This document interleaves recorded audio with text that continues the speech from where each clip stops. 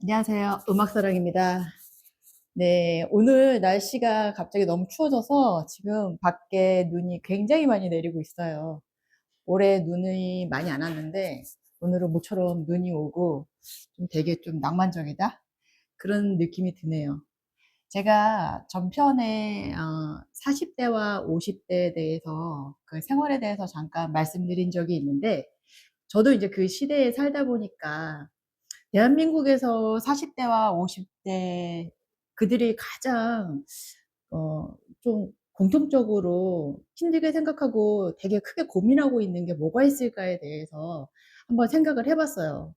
근데 그 고민거리가 크게 한 4 가지 종류로 이렇게 분류가 되는데 저도 진짜 고개를 끄덕끄덕하면서 '어 맞아.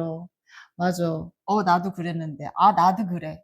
이런 생각이 절로 들더라고요. 그 4 가지 중에 제가 이제 첫 번째로 말씀드리는 게 뭐냐면 저도 사실 그랬거든요. 노후 준비에 대한 그냥 막연한 불안감 있죠. 노후 준비가 가장 컸던 것 같아요.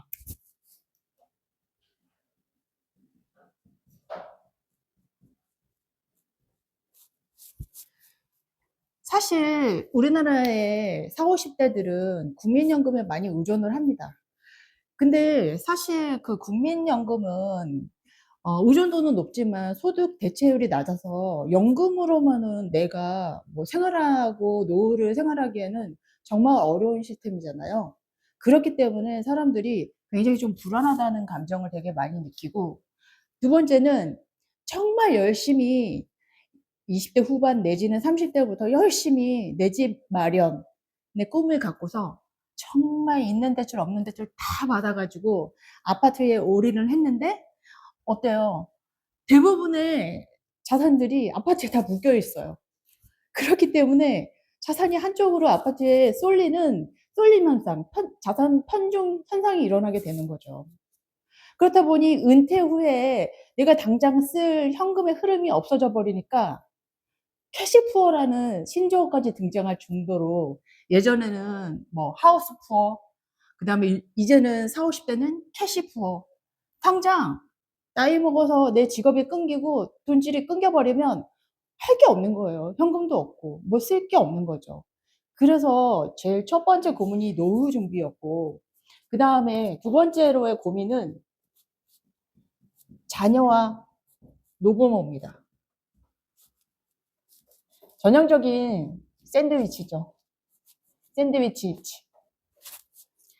솔직히 얘기해서 40대, 50대들이 여태까지 살아오면서 자식한테 굉장히 헌신하고 자식의 교육, 자식을 위해서 이런 거에 포커스를 굉장히 맞춰갖고 열심히 생활해 왔습니다.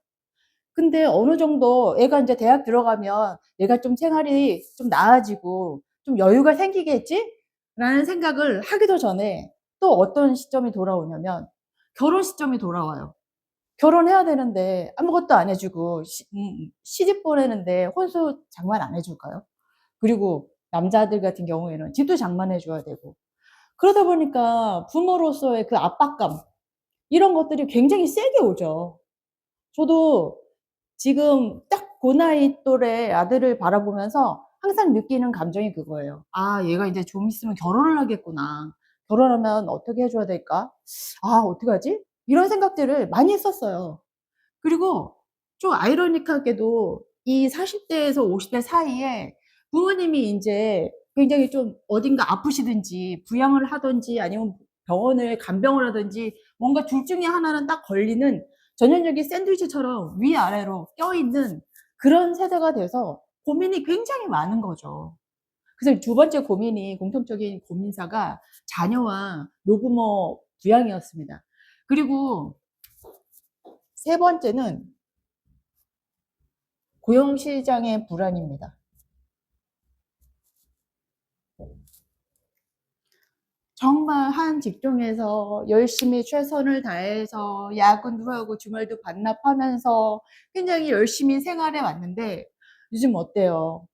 40대 초부터 강제적이든 아니든 강제적인 그런 건 아니지만 사회에서 내 입지가 점점점점 줄어들고 40대 초반부터 인생을 강제로 고민해야 되는 상황에 빠지게 돼요. 근데 AI 기술 도입으로 인해서 관리직의 업종에 있던 사람들이 줄어들고 재취업하고 전직하는데 굉장한 두려움이 되게 커지는 시기이기도 합니다. 그리고 네 번째로는 건강입니다, 건강. 정말 저도 이 건강 쪽 이걸 보면서 아 맞다 이 생각을 되게 많이 했던 게 뭐냐면 40대가 딱 되면서 느끼는 게 뭐냐면 아 정말 피곤하다. 옛날 같으면 이 정도의 내가 힘들어하거나 지치거나 이러지 않은 굉장히 건강한 몸이었는데 굉장히 만성 피로에 찌들려서 체력적인 이렇게 떨어지는 체력이 떨어지는 게 이 몸으로 느껴지고 그리고 이제 50대가 되면서 각종 성인병들의 신호가 민감하게 하나씩 몸에서 나타나기 시작합니다. 눈도 흐릿흐릿해지고 몸도 어딘가 막 아프고 예전 같으면 30대만 해도 패션과 뷰티에 막 신경을 썼던 그런 때가 있었는데 어느 순간부터 3, 40대 지금 나이에 들어서니까 패션 뷰티보다는 뭐가 어디에 좋다더라라는 건강 기능식품 이런 거에 더 관심을 많이 갖게 되더라고요. 정말 어떻게 보면 누구보다도 열심히 살아왔는데 정작 내 노후를 위해 남겨놓은 게 아무것도 없다는 그 허전함과 허무함? 그리고 '언제까지 내가 이 무게를 버틸 수 있을까?' 라는 그 무기력함 하고 그 압박감이 굉장히 옥죄어오는 나이가 사실 우리 나이 또래인 것 같아요. 그래서 제가 아까 초반에 말씀드렸던 자산의 편중에 대해서 말씀드렸는데 아파트 투자하면서 많은 사람들이 20 년, 30년 장기 대출 받아 가지고 아파트를 사서 보유하고 있는데 과연 여러분들이 그렇게 힘들게 보유한 아파트가 20년 후에 여러분들의 노후를 책임져 줄 황금알이 될 수 있을까요? 아파트는 사실 요즘 주식처럼 거래되는 표준화된 상품이잖아요. 그냥 단기 투자용으로.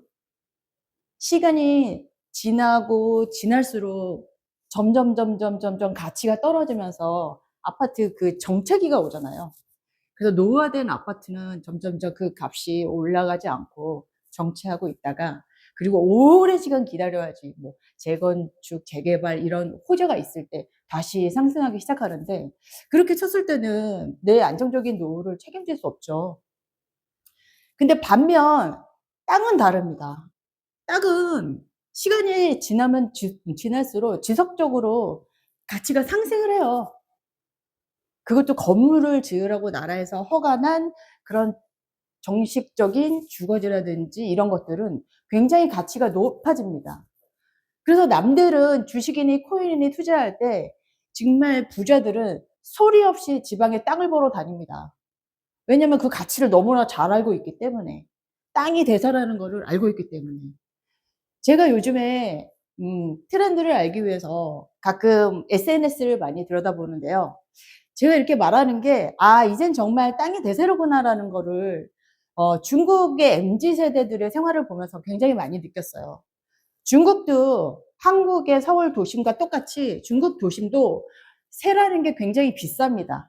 근데 중국은 개인이 땅을 가질 수 있는 그 구조가 아니라서 땅을 임대를 해서 살고 있는 사람들이 꽤 있었는데 중국의 가난한 MZ들은 정말 그 중국 도심에서 살기 위해서 화장실 2평짜리 공간을 개조를 해 가지고 거기서 그 화장실에서 이불을 펴고 어떻게든 조그맣게 뭐 주방 도구를 갖춰서 아침이면 철수를 하고 다시 화장실을 복원시켜 놓고 이렇게 힘들게 사는 MZ 세대들도 있는데 어느 정도 좀 깨어난 MZ 세대들은 어떻게 사냐면 나라에서 땅을 빌려 가지고 요즘 캡슐하우스라고 들어보셨어요?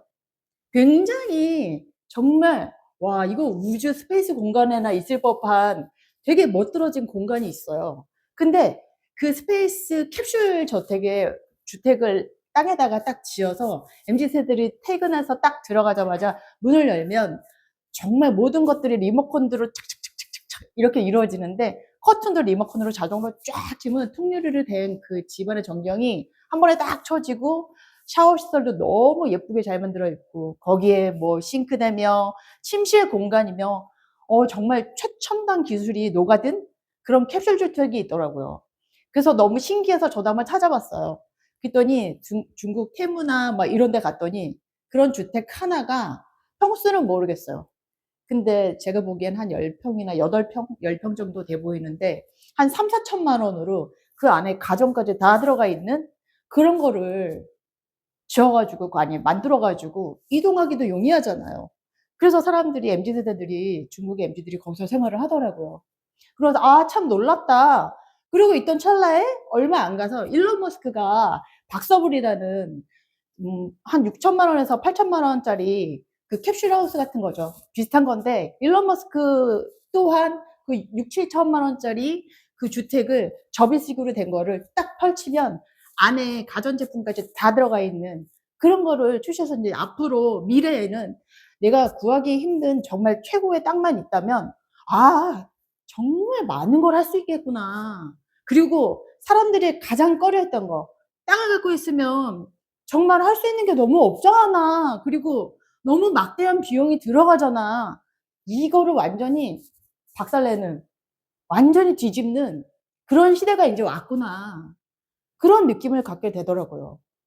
근데 그게 시골이나 아무런 생활 인프라가 갖춰지지 않은 곳에서 생활한다면 아무리 좋은 뭐 캡슐하우스가 있든 뭐 막서블이 있던 간에 우리 생활에 밀접하게 뭐 좋은 점을 찾을 수 없겠지만 저희가 늘상 얘기하는, 저희 회사에서 맨날 추구하는 정말 많은 주변 인프라가 갖춰져 있고 생활 공간이 있는데 내가 남들이 구하기 힘든 그 땅을 구할 수만 있다면 이제는 정말 적은 돈으로 내가 원하는 삶을 내가 골라가면서 생활할 수 있겠구나 라는 생각이 들더라고요.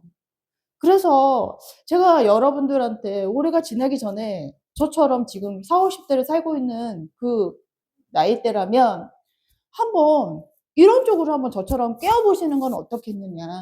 그래서 제가 저번에는 그냥 제가 살고 싶은 그런 컨테이너 하우스를 말씀드렸다면 제가 오늘은 캡슐 하우스 쪽으로, 왜냐면 주문 배송 그냥 단시간에 내가 원하는 데다가 그냥 딱 배송해 주잖아요. 그러면 거기서 그냥 바로바로 생활할 수 있는, 그렇게 생활하다가 땅값은 계속 시간이 지날수록 올라가고 있으니까 그때 인제 돈을 어느 정도 확보하고 여유가 생기면 내가 2 층이든 3 층이든 이제는 뭐 수익을 낼 수 있는 구조로 바꿔가면 되니까요.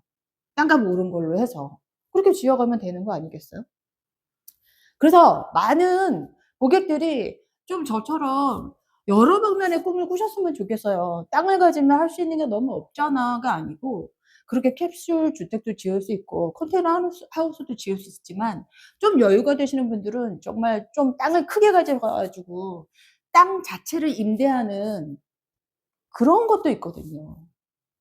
그래서 여러분들이 좀 저희 회사에 궁금한 게 있으시면 좀 많이 물어보셨으면 좋겠고, 제가 왜 자꾸 이렇게 말씀을 드리냐면 저도 부동산에 입문한 지 지금 10년 차 되고 있는데 많은 고객들을 상대하고, 사실은 저희 회사에서는 뭐 서류만 본다고 끝나지 않아요.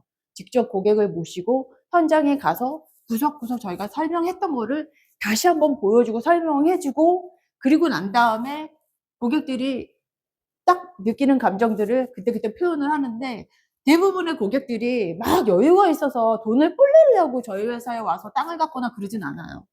정말 살고 싶은데 답이 없고 길이 안 보이는 사람들이 대부분 저희 회사에 많이 방문들을 하시거든요. 근데 처음엔 믿지 않아요, 잘. '아이, 그런 게 어딨겠어. 그 가격에? 에이, 거짓말.' 이런 생각을 갖고 많이 오셨다가 실제적으로 마음의 문을 꽉 닫고 오셨다가 저랑 이제 현장에 가서 하나하나 보시면 대부분의 한 10명이면 9명은 그 자리에서 막 우시는 것 같아요. '아, 이런 게 진짜 실제로 존재를 하는구나. 이런 게 있다면 정말 내가 여태까지 아이들과 부모와 그리고 내 삶을 위해서 포기했던 내 꿈을 마음껏 그려낼 수 있겠다.'라는 표현들을 많이 하시면서 "내 주변에 정말 많이 알려주고 싶다. 나도 정말 이런 게 다 사기인 줄 알았다." 이런 얘기들을 많이 하세요. 제가 지금 한 명의 고객이 생각이 나는데 그 고객이 딱 제가 한 7년 전에 봤던 고객이에요. 그때 저는 약간 나이가 더 어렸겠죠? 근데 그 고객이 지금 딱 4050 나이에 들어가는 나이였어요. 근데 나이는 점점 먹어가는데 자식은 인제 결혼 정년기에 들어서는 딸이 있는데 내가 해줄 수 있는 게 너무 없는 거예요, 엄마로서. 그리고 자식한테 짐이 되기 싫었고. 그래서 저희 회사에서 설명을 듣고 현장에 직접 방문해서 그 설명 들었던 게 하나하나 이렇게 딱 보이니까 잘해서 펑펑 울더라고요. 정말 대표님 같이 귀한 귀인을 만난 게 내 인생의 진짜 첫 번째 행운이었다. 그래서 나는 내가 평생 가야 꿈으로만 생각했던 내 꿈을 이곳에서 이룰 수 있을 것 같다라고 얘기를 하시면서, 그분이 이 손재주가 되게 좋은 분이어가지고 음식을 되게 잘하셔요. 그래서 한정식 집을 그쪽에서 차리고 싶어 하시더라고요. 근데 이 정도 입시 조건이라면 이렇게 많은 사람이 오가고, 지금도 뭐 시골 땅도 아니고 이렇게 주변이 다 갖춰져 있는 거에서 내가 몇 년 후에 여기서 아무런 눈치 안 보고 내가 장사할 수 있다는 게 너무너무 행복한 현실이 됐다고 하시면서, 저희 또 등기 전달할 때도 꼭 본인이 직접 와서 등기를 전달을 했었거든요.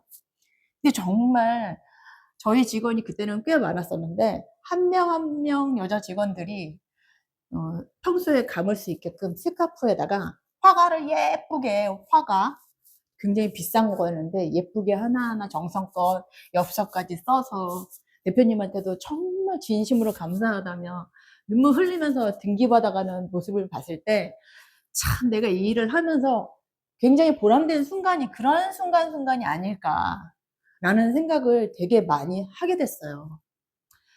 근데 솔직히 여러분들도 용기를 내셨으면 좋겠어요.